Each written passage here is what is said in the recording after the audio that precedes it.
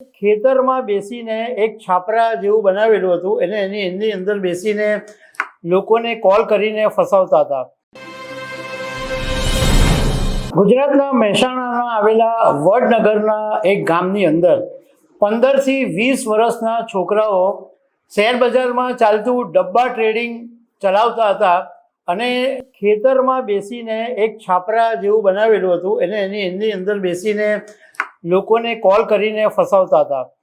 તો આ 4 જણા આ કેસની અંદર પકડાયા છે. તો આના વિશે તમારી સાથે વાત કરીશ. મારું નામ રાજેશ શાહ છે અને તમે જોઈ રહ્યા છો ગુજરાતના સૌથી મોટા ડિજિટલ ન્યૂઝ પ્લેટફોર્મ ખબરછે.com.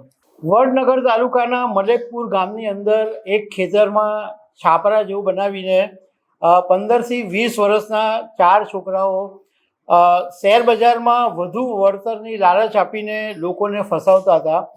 એલસીબીને જ્યારે આ વાતની ખબર પડી ત્યારે 4 જણાને ધરપકડ કરી લીધી છે.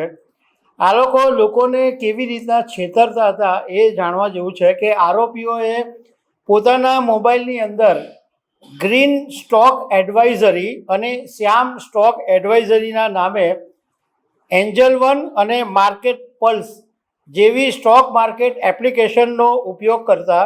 અને તમને એ વાતની માહિતી આપી દઉં કે સેબીના નિયમો છે કે તમે કોઈપણ જાતના લાયસન્સ લીધા વગર સ્ટોક માર્કેટની અંદર કોઈને સલાહ સૂચન આપી નહીં શકો, તમે કોઈની સાથે ટ્રેડિંગ સોદા નહીં કરી શકો. અને આ લોકો ગેરકાયદે એડવાઇઝરી ચલાવતા.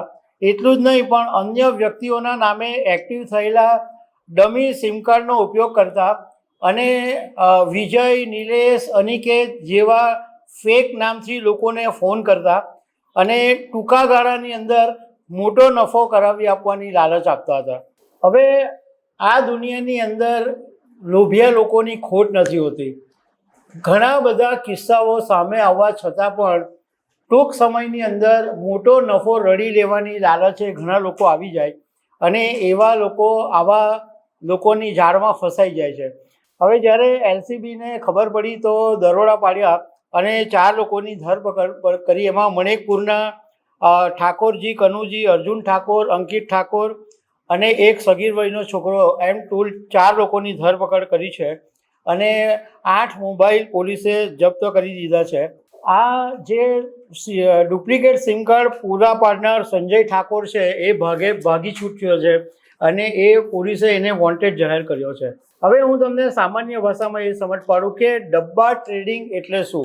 ડબ્બા ટ્રેડિંગનો મતલબ એ છે કે તમે જો શેર બજારમાં રેગ્યુલર ટ્રેડિંગ કરતા હોય તો તમને ખ્યાલ હોય કે કોઈ બ્રોકરની ઓફિસમાં બીએસસી અથવા એનએસસીનું એક ટર્મિનલ એટલે કોમ્પ્યુટર પર તમને સ્ક્રીન ઉપર તમને બધી કંપનીઓના ભાવ દેખાય. રિલાયન્સ હોય, ટાટા સ્ટીલ હોય, એસીસી હોય કે જેટલી બી લિસ્ટેડ કંપનીઓ છે બધાના તમને ભાવ દેખાય.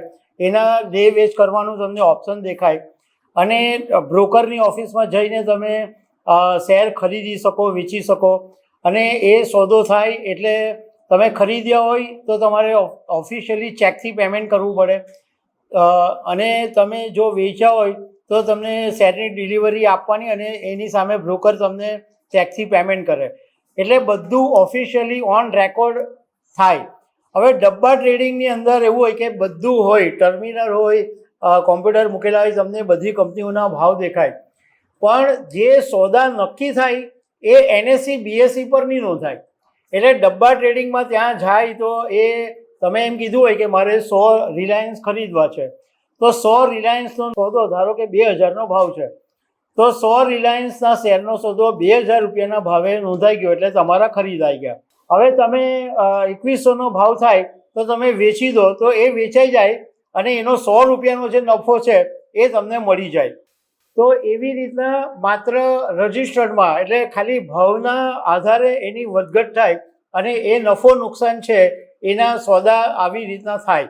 મતલબમાં ડબ્બા ટ્રેડિંગ ગેરકાયદેસર તો છે જ પરંતુ આની અંદર ઘણી બધી વખત લડાઈ ઝઘડા, માથાકૂટ, કટકટ એટલા માટે થાય કે કોઈ વાર મોટો નફો હોય તો આ જે ડબ્બા ટ્રેડિંગ ચલાવનારો એ આપવાની ના પાડે તો એવા લોચા થાય અને ક્યાં તમને ખોટી રીતે માહિતી આપીને તમારી પાસે પૈસા પડાવે અને એવી રીતના છેતરપિંડીના કેસો થતા હોય. તો દર્શક મિત્રો, આવા અનેક વાતો સાથે મળતા રહીશું. આભાર.